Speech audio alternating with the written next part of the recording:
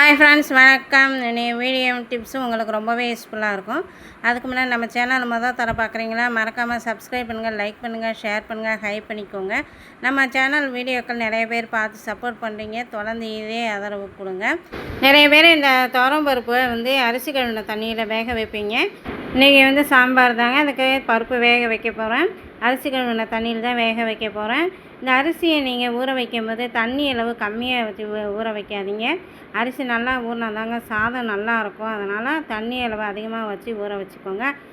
பருப்பில் அரிசி கழுவின தண்ணியை ஊற்றிட்டு நான் இன்றைக்கி உருளைக்கிழங்கு பொரியல் தான் பண்ண போகிறேன். உருளைக்கிழங்கு கட் பண்ணும்போதே நீங்கள் முழுசாக கட் பண்ணாமல் லைட்டாக இந்தமாதிரி கோடு போட்டுட்டு வேக வச்சிங்கன்னா மேலே இருக்கிற தோல் மட்டும் எடுத்துகிட்டு வந்து உருளைக்கிழங்கு இந்த பருப்பில் கரையாமல் இருக்கும். அதனால் இந்த மாதிரி கட் பண்ணி சேர்த்துக்கோங்க. நம்ம உரிக்கிறதும் ஈஸியாக இருக்கும். இந்த மேல் தோலை உரிக்கிறது ஈஸியாக இருக்கும் இந்த மாதிரி கட் பண்ணிவிட்டு சேர்க்கும்போது. அதனால் இந்த மாதிரி நீங்கள் கட் பண்ணி சேர்த்துக்கோங்க. ஒரு சில பேர் 2 கட் பண்ணி போடுவீங்க. அந்த பருப்பு வேகும்போது இந்த உருளைக்கிழங்கு ஒரு சில டைம் உருளைக்கிழங்கு கொஞ்சம் அந்த பருப்பில் கரைஞ்சிடும். அதனால் இந்த மாதிரி வேக வச்சுக்கோங்க. மஞ்சத்தூள், பெருங்காயத்தூள், ஒரு தக்காளி சேர்த்து நான் வேக வச்சுக்க போகிறேன். அதே மாதிரி இந்த மாதிரி மாவு நம்ம யூஸ் பண்ணும்போது கீழே ஒரு பிளேட் வச்சு யூஸ் பண்ணோன்னா கீழே மாவு சிந்தினா கூட அந்த பிளேட்டில் தாங்க சிந்தும். அப்படியே அந்த மாவை எடுத்து நம்ம வழித்து மறுபடியும் அந்த மாவு பாத்திரத்துலேயே நம்ம போட்டுக்கலாம். இதே கீழே சிந்துச்சுன்னா அந்த மாவை நம்ம சிங்கில் கழுவி விட்டுருவோம். அதனால் இது மாதிரி நீங்கள் கீழே ஒரு பிளேட் வைக்கிறதும் நல்லது தான். மாவு பொங்கி ஊற்றினா கூட அந்த பிளேட்டில் பொங்கி ஊற்றினா அப்படியே மறுபடியும் நம்ம அந்த மாவு பாத்திரத்தில் அந்த மாவை நம்ம வழித்து எடுத்துடலாம். அடுத்த டிப்ஸ் பார்க்கலாம். நீங்கள் மதிய நேரத்துக்கு லஞ்சுக்கு சட்னி கொடுத்து அனுப்புனீங்கன்னா தாளித்து கொடுத்து அனுப்பாதீங்க. எங்கள் அம்மா எனக்கு சொன்னது, மதிய நேரத்துக்கு சட்னி தாளித்து கொடுத்து அனுப்பும்போது கடுகு இருக்கிறதுனால அந்த சட்னி சீக்கிரம் வீணாகிடும்னு சொல்லுவாங்க. லஞ்சுக்கு கொடுத்து அனுப்புகிற சட்னியை நம்ம கெட்டி சட்னி மாரி கொடுத்து அனுப்பிச்சிங்கன்னா அந்த சட்னி மதியத்துக்கு நல்லாயிருக்கும். அடுத்த டிப்ஸ் பார்க்கலாம். இது மாதிரி மண் பாத்திரங்கள்லாம் நம்ம வைக்கும்போது இது மாதிரி நம்ம ஓப்பன் பண்ணி வைக்கவே கூடாது. அந்த காலத்தில் உள்ளவங்களுக்கு தெரியும், இது மாதிரி குளிர்ச்சியான பொருட்களுக்கு தேள், பூரான்லாம் வரும் அப்படின்னு சொல்லிட்டு.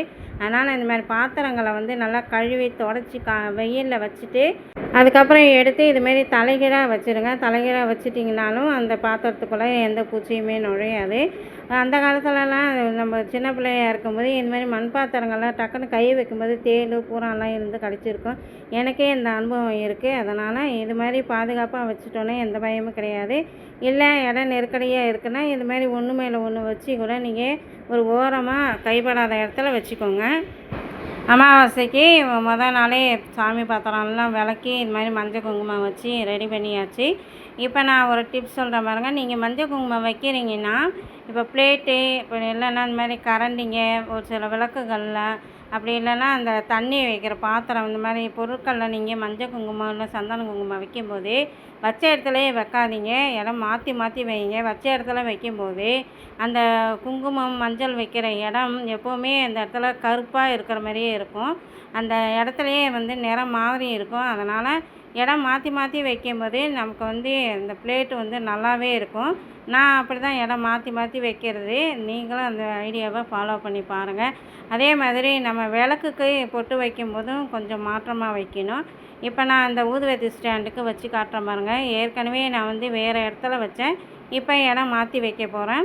நம்ம நெத்தியிலேயே நிறைய பேர் விபூதி வச்சு பழக்கப்பட்டவங்களுக்கு கொஞ்ச நாள்லேயே அந்த இடம் பச்சை கலரில் மாறிடும், இல்லைன்னா கருப்பாக மாறிடும். அந்த மாதிரி நம்ம இந்த பாத்திரத்தில் மஞ்சள் குங்குமம் வைக்கும்போதும் இடம் மாற்றி மாற்றி வைக்கிறது ரொம்ப நல்லது. அப்போ தான் இந்த பாத்திரத்தில் இந்த கருப்பு நிறமோ பச்சை நிறமோ இருக்காது. இது என்னுடைய ஐடியா. கண்டிப்பாக செஞ்சு பாருங்கள்.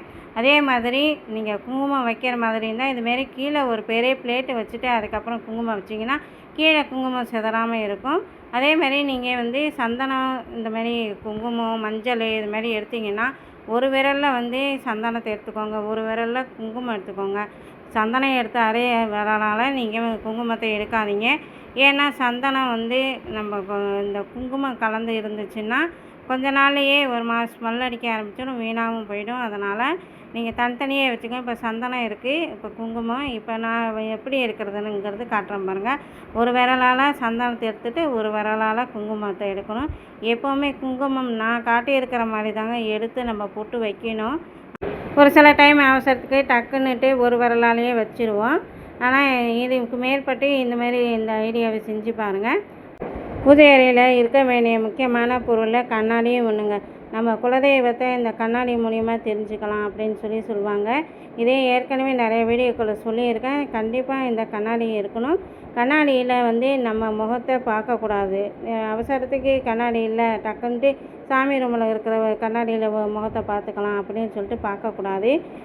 அடுத்த டிப்ஸ் என்னங்கிறது பார்க்கலாம். நம்ம அன்னபூரணி வைக்கிற கிண்ணத்தில் முதல்ல அரிசியை போட்டுட்டு அதுக்கப்புறமேட்டுக்கு அன்னபூரணியை வைக்கணும். நிறைய பேர் அன்னபூரணியை வைக்கும்போது அன்னபூரணியை வச்சுட்டு அதுக்கப்புறமேட்டுக்கு அரிசியை போடுவீங்க. அது மாதிரி போட வேண்டாம். அரிசியை போட்டுட்டு அதுக்கப்புறம் அன்னபூரணியை வச்சுட்டு மறுபடியும் கொஞ்சம் அரிசி எடுத்து போடும்போது அன்னபூரணி கையில் இருக்கிற கரண்டிலையும் அந்த சொம்புலையும் அதே மாதிரி ஒரு பாத்திரம் வச்சுருக்கிற மாதிரி இருக்கும். அதுலேயும் அரிசியை இந்த மாதிரி நம்ம வச்சு விட்டுடணும். வீட்டில் நீங்கள் வேல் வச்சு வழிபாடு செய்கிறீங்கன்னா இந்த மாதிரி பிளேட்டில் வைக்கும்போது சும்மாவே வைக்காதீங்க. இது மாதிரி செஞ்சுட்டு வைங்க. ஒரு சில பேர் உப்பு கொட்டிட்டு அதுக்கப்புறமேட்டுக்கு இந்த வேலும் முருகனையும் வைப்பீங்க. ஒரு சில டைமுக்கு இந்த மாதிரி செஞ்சு பாருங்கள். பச்சரிசியை வச்சுக்கோங்க. பச்சரிசியை வச்சுட்டு அதுக்கு மேலே வேலையும் முருகனையும் வச்சுக்கோங்க. நிறைய பேர் இதுலேயே வேறு பொருளெல்லாம் வைப்பீங்க. நான் பச்சரிசி மேலே இதுமாரி வேலையும் முருகனையும் வச்சுட்டு ஒரு அகல் விளக்கை வச்சுருவேன். அகல் விளக்கை தான் ஏற்றி வைப்பேன். வேறு விளக்கு இதெல்லாம் ஏற்றி வைக்கிறது கிடையாது. ஏன்னா முருகனுக்கு நம்ம மண் விளக்கு ஏற்றி வைக்கிறது ரொம்ப ரொம்ப நல்லது. அதனால் நான் அகல் விளக்கு ஏற்றி வைக்கிறது. இது அமாவாசைக்கு மொதல் நாள் ரெடி பண்ணேன் அப்படிங்கிறதுனால விளக்கு ஏற்றி காட்டலை. அதேமாரி தண்ணி வைக்கிற பாத்திரத்தில் நீங்கள் இதுமாரி ஸ்பூனை போட்டு வச்சுருப்பீங்க. மஞ்சள் குங்குமம் வைக்கும்போது ஸ்பூனுக்கு சேர்த்து வைப்பீங்க. அதுமாரி வைக்காதீங்க. ஏன்னா தண்ணி வைக்கும்போது டக்குன்னுட்டு இந்த கரண்டியில் இருக்கிற மஞ்சள் குங்குமம் தண்ணியில் பட்டுடும். அதனால் தண்ணி பாத்திரத்துக்கு மட்டும் மஞ்சள் குங்குமம் வச்சா போதும். இதுமாரி விளக்கு ஏற்றி வச்சுட்டு வெளியில் போகிறீங்கன்னா அந்தமாரி கரண்டியை வச்சுட்டிங்கன்னா அந்த விளக்கு திரியும் மெதுவாக எரிஞ்சிகிட்ருக்கும். நம்ம வெளியில் போயிட்டு வர வரைக்குமே அந்த விளக்கு எரிஞ்சிகிட்ருக்கும். அந்த காலத்தில் நம்ம பெரியவங்க சொல்லியிருக்காங்க, அந்த விளக்கு திரியை எலி இழுத்துக்கிட்டு போயிடும். அதனால் இது மாதிரி ஒரு கரண்டியை வச்சுட்டா இழுத்துக்கிட்டு போகாது அப்படின்னு சொல்லுவாங்க. அந்த ஐடியாவும் மனசில் வச்சுக்கிட்டு தான் நம்ம இதை செய்வோம். ஆனால் என்னுடைய ஐடியா என்னென்னா விளக்கு திரி இதுமாரி கரண்டி வச்சா கொஞ்சம் மெதுவாக எரிஞ்சிகிட்ருக்கும். நம்ம வர வரைக்குமே விளக்கு எரியும் அப்படிங்கிறது தான். இன்றைக்கி நான் சொன்ன தகவல்லாம் உங்களுக்கு பிடிச்சிருந்தேன்னா மறக்காமல் சப்ஸ்கிரைப் பண்ணுங்கள், லைக் பண்ணுங்கள், ஷேர் பண்ணுங்கள், ஹை பண்ணிக்கோங்க. இன்னொரு வீடியோவில் உங்களை நான் சந்திக்கிறேன். பாய்.